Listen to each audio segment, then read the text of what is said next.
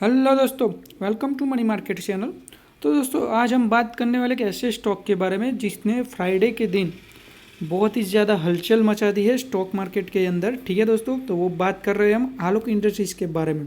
ठीक है दोस्तों, तो उसके बाद उसके अंदर जो बात करने से पहले अगर आप हमारे चैनल पर नए हैं तो हमारे चैनल को सब्सक्राइब कर दीजिए और बाजू में रहे बेल आइकन को प्रेस कर दीजिए, जिससे हमारी आने वाली सभी वीडियो की नोटिफिकेशन आपको मिलती रहे। ठीक है दोस्तों, तो अब बात करते हैं आलोक इंडस्ट्रीज़ के बारे में।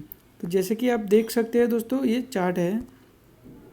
ठीक है, ये फ्राइडे का चार्ट है जहाँ पे आलोक इंडस्ट्रीज़ ने एक बार अपनी लगातार 5 दिनों से लोअर सर्किट लगा रहा था। तो फ्राइडे के दिन इसने थोड़ी देर के लिए अपनी लोअर सर्किट खोलकर वो अब ओपन हो चुका था, लेकिन फिर से ये कंपनी फिर से लोअर सर्किट के अंदर आ चुकी है। तो ये क्या था? ठीक है दोस्तों, तो ये कंपनी के अंदर हम देखते हैं आगे कितनी क्वांटिटी ट्रेड हुई है। ठीक है दोस्तों, बहुत ही ज़्यादा बड़ी मात्रा में क्वांटिटी भी ट्रेड हुई है और डिलीवरी भी बहुत ही ज़्यादा गई है। ठीक है दोस्तों, तो ये कैसे हुआ, क्यों हुआ, उसके बारे में हम बात करते हैं।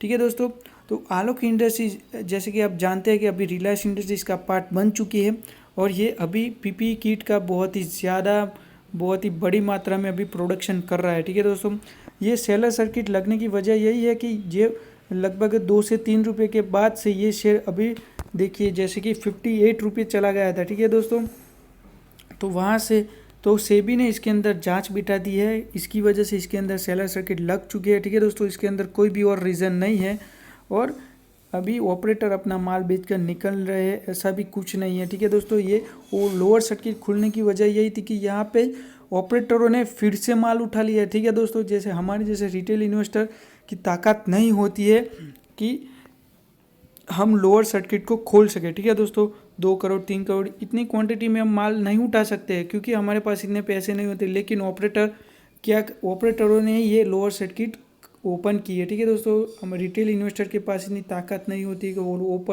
अपर सर्किट और लोअर सर्किट लगा सके।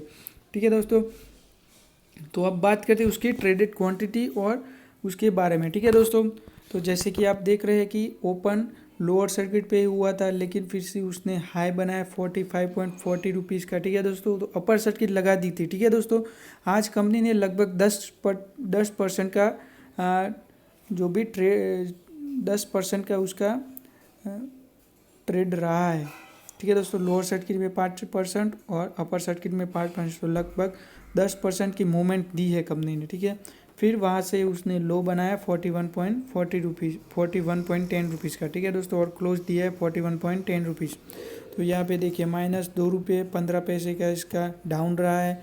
4.97% की इसकी लोअर सर्किट लगी हुई है। ठीक है दोस्तों, तो अब बात करते थे कि कंपनी ने लगातार लगभग 2 से 3 महीनों के अंदर लगातार बाहर सर्किट लगाई हुई थी और लगभग 6 से 5 दिनों से ये कंपनी लोअर सर्किट लगा रही है। ठीक है दोस्तों, यहाँ पे देखिए 1 अप्रैल 2020 को इसका भाव था 3 रुपये 80 पैसे और 3 जुलाई को देखिए 58.50 रुपीज़।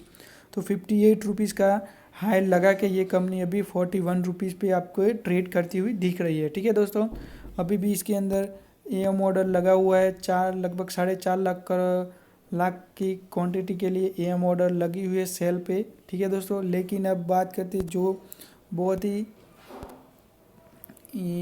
इंटरेस्टिंग होने वाला है। ठीक है दोस्तों, तो देखिए यहाँ पे कंपनी के अंदर 12 करोड़ लगभग 12 करोड़ का ट्रेड हुआ है। ठीक है दोस्तों, फ्राइडे के दिन 12 करोड़ एनएसई पे। अभी बीएसई का भी डेटा हम देखते हैं और वहाँ से लगभग 4,62,000 की डिलीवरी ले जाई गई है। ठीक है दोस्तों, तो जो भी क्वांटिटी ट्रेड हुई उसमें से लगभग 38% की डिलीवरी ले गए हैं। ठीक है दोस्तों, तो लगभग 4.5 करोड़। ठीक है, अब बात करते हैं एनएसई का डेटा।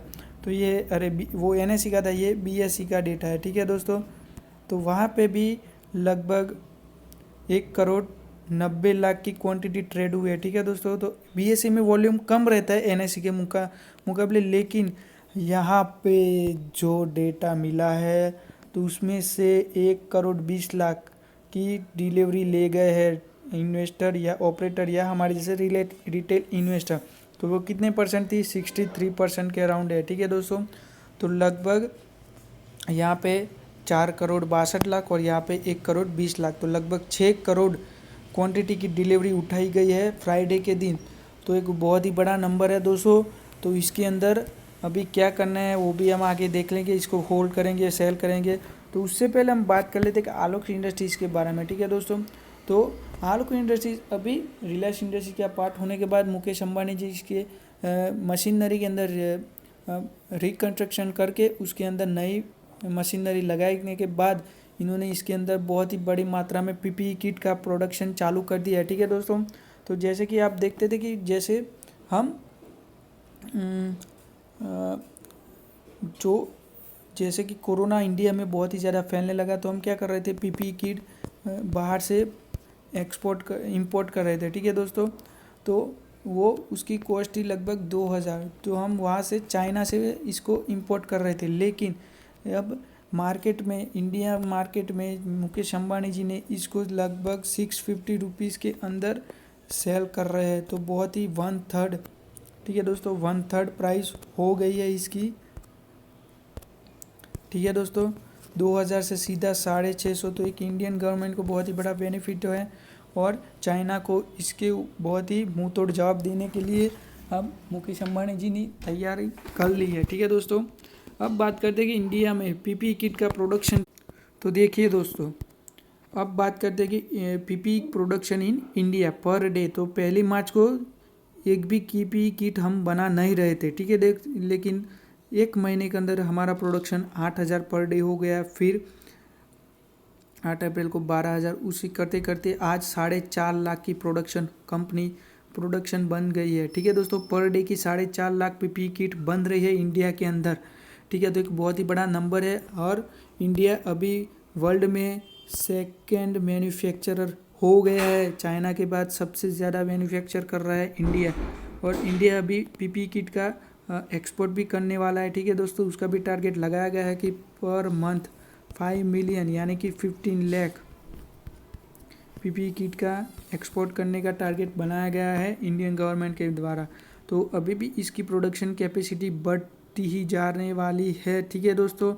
और फ्यूचर में भी एक बहुत ही बड़ा नंबर पीपीई किट के लिए आने वाला है, क्योंकि दोस्तों मुकेश अंबानी जी इसके अंदर यूं ही कूद नहीं पड़े हैं कि पीपीई किट का प्रोडक्शन नई मैन्युफैक्चरिंग कैपेसिटी बढ़ा रही है, ठीक है दोस्तों। देखिए बहुत ही फ्यूचर में भी इसका बहुत ही ज़्यादा डिमांड होने वाला है, उसका भी आगे हम डेटा देखते हैं, ठीक है दोस्तों।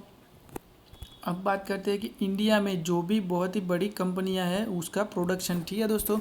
तो सबसे बड़ा प्लेयर है गोकुलदास एक्सपोर्ट, जो भी इंडिया में प्रोडक्शन होता है उसका लगभग 50%, ठीक है दोस्तों। तो गोकुलदास एक्सपोर्ट कर रहे हैं। फिर जेसीटी पागवारा, ठीक है। उसके बाद है आलोक इंडस्ट्रीज और उसके बाद है आदित्य बिरला, ठीक है। तो अभी इंडिया में लगभग 600 से ज़्यादा कंपनियों को लाइसेंस दिया गया है इंडियन गवर्नमेंट के द्वारा कि पीपीई किट का प्रोडक्शन कर सके, ठीक है दोस्तों।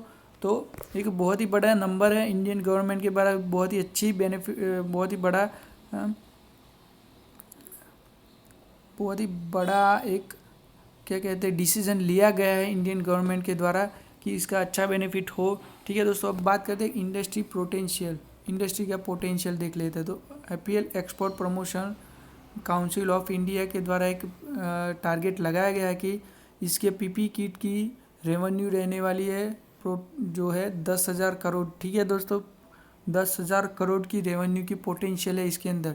फिर अगले 2025 तक इसकी पोटेंशियल होने वाली है 4.5 लाख करोड़ से 6 लाख करोड़ पर ईयर। तो ये बहुत ही बड़ी डिमांड रहने वाली है फ्यूचर में, ठीक है दोस्तों, कि demands can increase in the post Covid era. तो कोरोना के बाद पीपीई किट की प्रोडक्ट जो भी डिमांड रहने वाली बढ़ने वाली है, क्योंकि कोरोना का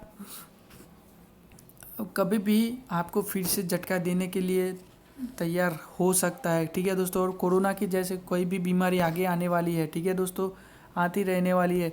तो एक बहुत ही बड़ा नंबर है ये पीपीई किट का।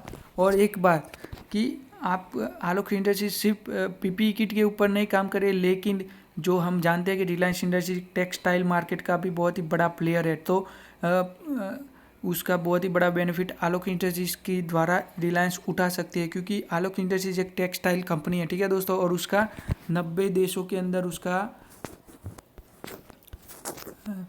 एक्सपोर्ट रहता है और वहाँ पे भी उनकी सब्सिडरीज कंपनियाँ काम कर रही है। तो एक बहुत ही बड़ी कंपनी है आलोक इंडस्ट्रीज। इसके अंदर आप अभी पोजीशन बनाए हुए, तो क्या करना चाहिए, तो अभी इसको सेल नहीं करना है। और अगर आप एसआईपी मोड में नई इन्वेस्टमेंट करना चाहते हैं तो अभी इसके अंदर माल उठा लीजिए थोड़ी थोड़ी क्वांटिटी में। जैसे जैसे डाउन होता रहता है तो आप थोड़ी थोड़ी क्वांटिटी में इसको बाय करते रहिए, ठीक है दोस्तों। और सेल मत कीजिएगा, क्योंकि आपको ये आगे जाके मल्टी बैगर रिटर्न दे सकता है। अभी भी इसके अंदर ताकत है और ये आगे जाके मुकेश अंबानी जी की कंपनी की सब्सिडरी बनने वाली है। अभी 37% इसके अंदर मुकेश भाई का स्टेक है हमारे, ठीक है। लेकिन आगे जाके ये इसके अंदर बहुत ही बड़ा स्टेक बाय कर सकते हैं, क्योंकि जो डील हुई थी वहाँ पे इन्होंने कहा था कि मुकेश अंबानी जी कभी भी इसके अंदर अपना स्टेक बढ़ा सकते हैं, ठीक है दोस्तों। तो उस तरह से डील हुई है, ठीक है दोस्तों। और आगे आपको अच्छा बेनिफिट मिलने वाला है, आप सेल मत कीजिएगा। ये ऑपरेटरों की चाल है कि रिटेल इन्वेस्टर के पास से ये क्या करे, माल निकालवा के अपना स्टेक बढ़ा दे, ठीक है। तो आप अभी सेल मत कीजिए, होल्ड करके रखिए, आपको अच्छा बेनिफिट देने वाला है। अभी क्वार्टर का रिजल्ट भी नहीं आया है आलोक इंडस्ट्रीज का, जो रिजल्ट आएगा बहुत ही बढ़िया आने वाला है, ठीक है दोस्तों। ओके, और अभी आप अपनी पोजीशन बनाए रखिए, ठीक है दोस्तों। और अभी हमारे चैनल को सब्सक्राइब कर दीजिए, लाइक कर दीजिए और कमेंट करते रहिए। और जो भी पर्टिकुलर स्टॉक के बारे में आप जानकारी जानना चाहते हैं तो वहाँ पे आप मुझे कमेंट में लिख के दीजिए, तो मैं उसके ऊपर वीडियो बना दूंगा, ठीक है दोस्तों। Okay, thank you.